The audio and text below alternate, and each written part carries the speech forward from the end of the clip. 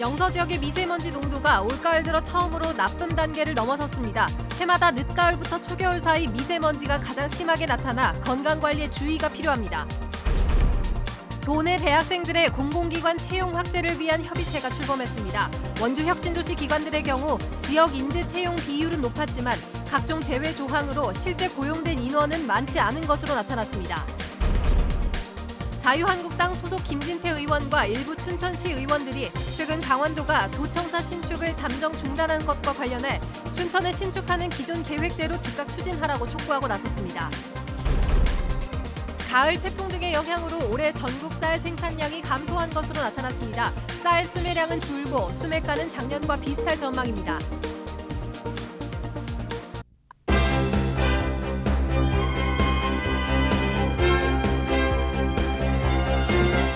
안녕하십니까. 뉴스데스크 원주입니다.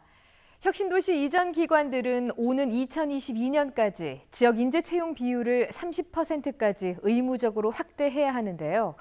도내 대학생들은 관련 정보를 접하기가 어려워서 또 공공기관은 인력풀이 적어서 채용이 쉽지 않은 실정입니다. 이런 어려움을 해소하기 위한 협의체가 구성됐습니다. 김진아 기자입니다. 혁신도시법에 따라 작년부터 공공기관의 지역인재 채용이 의무화됐습니다. 작년 18%였던 의무 고용률은 올해 21%, 2022년에는 30%로 매년 3%씩 증가합니다. 도내 대학생들은 지역인재 채용 확대에 반가움을 표하면서도 관련 수업이나 직무 경험 등 무엇을 준비해야 하는지 잘 알지 못하고 공공기관이 내건 인턴이나 근무 경력자 우대 조건에 경쟁력도 약할 수밖에 없습니다. 직무 경험 사항을 중요시하다 보니까 신입인데도 불구하고 경력직이 많이 채용된다 그러더라고요. 그래서 저같이 이제 갓 졸업하는 학생한테는 좀 경쟁력이 없는 것 같아요. 지역 인재 채용을 확대해야 하는 공공기관들도 특수 직종이나 관련 분야 채용 인력풀이 적어 채용이 어렵기는 마찬가지입니다. 이 같은 문제를 해결하기 위해 공공기관 맞춤형 지역 인재를 양성하기 위한 협의체가 출범했습니다. 지역 대학과 공공기관, 강원도 원주시는 채용 설명회는 물론 아이디어 창업 경진대회와 공공기관 체험활동 등을 진행하고 무엇보다 공공기관에서 필요로 하는 취업교육을 실시해 채용을 확대하는 게 목표입니다. 공공기관에 취업하기 위한 교과 과정을 따로 운영할 예정입니다. 그래서 여기에 들어가려면 어떤 시험 준비를 해야 되고 면접 준비는 어떻게 해야 되고. 작년 원주 혁신도시 11개 공공기관의 지역인재 채용 비율은 29%로 꽤 높았지만 채용 비율에서 제외되는 인원이 워낙 많아 실제 고용 인원은 크게 늘지 않고 있습니다. 적십자사는 지역 인재를 아예 뽑지 않았고 건강보험공단 등 일부를 제외하면 대부분 고용 인원은 한 자릿수에 그쳤습니다. 강원도는 실질적인 채용 확대를 위해 제외 조항을 축소하거나 없애는 법령 개정도 추진해 나갈 계획입니다. MBC 뉴스 김진아입니다. 오늘 하루 원주를 비롯한 영서 대부분 지역의 하늘이 뿌옇게 흐려졌습니다. 중국에서 날아온 황사의 영향으로 일부 지역은 미세먼지 주의보가 내려지기도 했는데요. 일시적인 현상이긴 하지만 공기 때문에 건강관리에 신경 써야 할 시기가 다시 돌아왔습니다. 이병선 기자입니다. 영서 지역의 미세먼지 수치가 올가을 들어 처음으로 나쁨 단계를 넘어섰습니다. 오늘 원주의 미세먼지 농도는 세제곱미터당 163마이크로그램, 영월은 166마이크로그램으로 매우 나쁨 수준을 보였습니다. 평창과 횡성도 각각 147, 136마이크로그램으로 나쁨 단계를 나타냈습니다. 제 뒤로 보이는 곳은 치악산이 있는 방향입니다. 직선거리로 불과 8km 떨어진 곳이지만 황사가 덮치면서 하루 종일 뿌옇게 흐려졌습니다. 지난 27일 중국 동북부 지방과 몽골 남쪽 고비 사막에서 시작된 황사가 동쪽으로 이동하면서 한반도에 상륙한 겁니다. 미세먼지 농도가 영서보다 높았던 영동 남부 지역은 올가을 첫 미세먼지 주의보가 발령되기도 했습니다. 작년과 비교하면 약 한 배 정도 빨리 미세먼지 주의보가 발령이 되었습니다. 오후 들어 강한 바람이 불면서 먼지는 점차 옅어졌고 내일부터는 대기가 보통 수준을 회복할 것으로 보여 이번 황사는 일시적인 현상에 그치겠습니다. 하지만 해마다 늦가을과 초겨울 사이에 미세먼지가 가장 심하게 나타났던 만큼 건강관리에 유의해야 합니다. 가을에서 겨울 넘어가는 그 시즌이 가장 주의를 해야 되는 시즌이라고 볼 수 있겠습니다.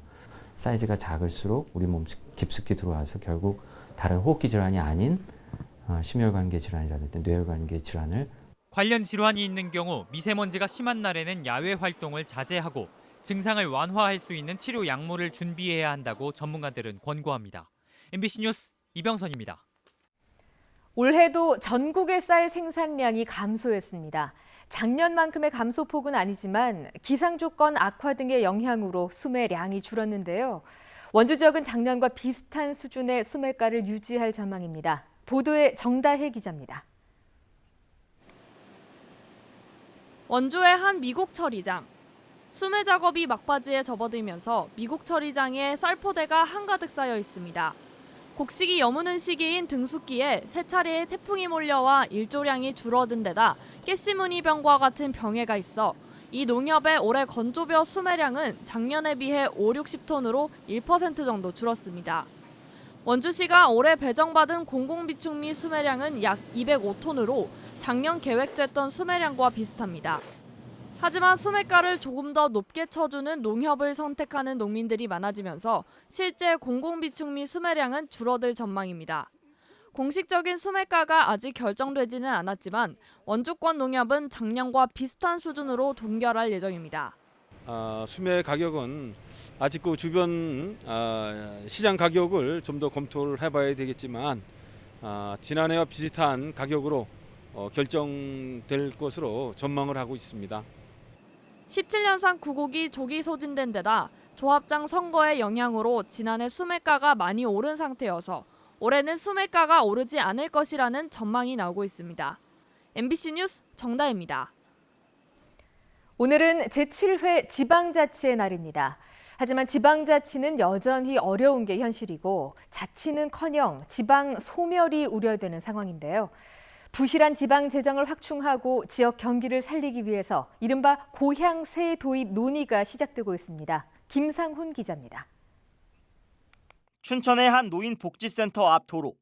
3년 전에 노인보호구역으로 지정됐는데 아직까지도 안전시설이 전혀 없습니다. 국비가 지원돼야 지방비를 더해 시설을 설치하는데 충분한 예산 지원이 안 되고 있기 때문입니다. 이처럼 중앙정부의 예산 지원이 없으면 안전시설조차 설치할 수 없는 게 지방 재정의 현실입니다. 강원도의 재정 자립도는 28.6%에 불과하고 춘천, 원주, 강릉을 제외한 15개 시군은 지방세 수입으로는 공무원 인건비도 감당하지 못하고 있습니다. 저출산과 고령화에 도내 지자체 소멸까지 우려되는 상황. 이렇다 보니 도시민이 고향이나 재정이 부족한 지자체에 일정액을 기부하고 세금을 감면받는 제도인 고향세 도입 논의가 제기되고 있습니다. 도시민이 지자체에 기부금을 내면 특산품 등 답례품과 세액 공제를 제공하고 기부금을 지역 발전과 복지에 활용하는 방식입니다. 강원도 같은 경우는 지역 특산물들이 많이 있지 않습니까? 그 일본 사례 같은 경우도 그 활성화되고 있는 그런 광역자치단체나 기초자치단체가 지역 특산물이 많은 지역들이 대부분 활성화되고 있고. 일본의 경우 지난 2008년 고향 납세 제도를 도입해 지난해 5조 원이 넘는 고향세가 모여 소멸 위험 지자체에 활력을 주고 있습니다. 현재 발의된 고향세 관련 법안은 15건, 모두 국회에 잠들어 있습니다. 소관 상임위에서 지금 논의가 계속 되고 있는데 아직 법 통과가 되지 못한 상황이어서요. 저희가 어쨌든 이번 국회 때 최대한 법이 통과될 수 있도록 노력을 열심히 해보겠습니다. 내년이면 수도권 인구가 비수도권 인구를 추월할 것으로 보입니다. 수도권 인구 집중이 심화될수록 지방 분권과 지방재정 강화는 점차 멀어지고 있습니다. MBC 뉴스 김상훈입니다.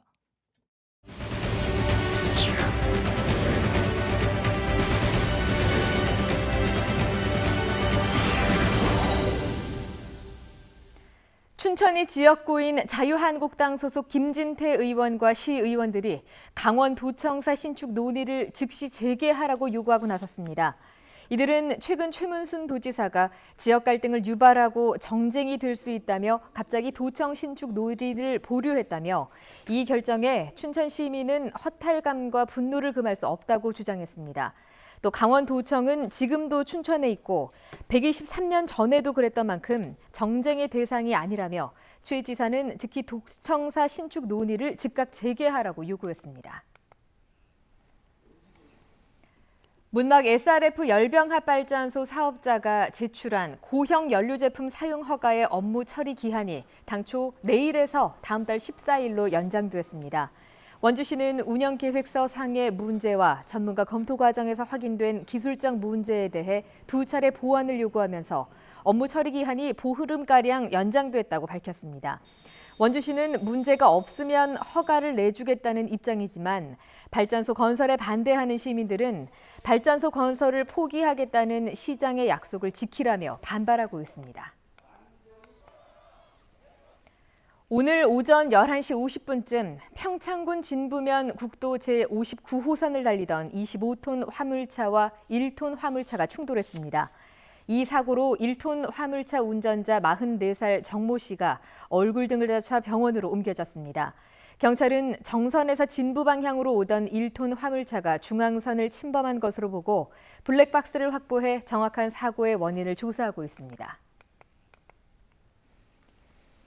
원주시가 지역의 안전 파수꾼 역할을 수행하는 안전보안관을 확대 운영합니다. 원주시는 현재 안전보안관 53명을 임명해 생활 주변 위험 요소 발굴과 안전신고 등 다양한 활동을 펼치고 있으며 이번에 20명 정도를 추가로 모집해 다음 달 6일까지 신청 접수를 받는다고 밝혔습니다. 재난 안전 분야에 관심이 있거나 전문 지식을 보유한 시민과 단체를 대상으로 하며 안전보안관 교육 수료 후에는 정식으로 임명됩니다. 시 공간 제약 없이 건강과 질환 관리를 할 수 있는 디지털 헬스케어의 산업 동향과 인재 양성을 주제로 한 학술 포럼이 오늘 연세대 미래 캠퍼스에서 열렸습니다. 연세대 링크플러스 사업단은 의료와 빅데이터, 인공지능이 결합한 디지털 헬스케어를 미래 유망 산업으로 보고 국내 전문가들과 주제 발표, 토론을 통해 전문 인력 양성 방향을 모색했습니다. 또 5회 산학협력 페스티벌을 개최해 대학생과 지역 업체가 협력해서 만든 성과물을 전시했습니다. 뉴스데스크 원주를 마칩니다. 고맙습니다.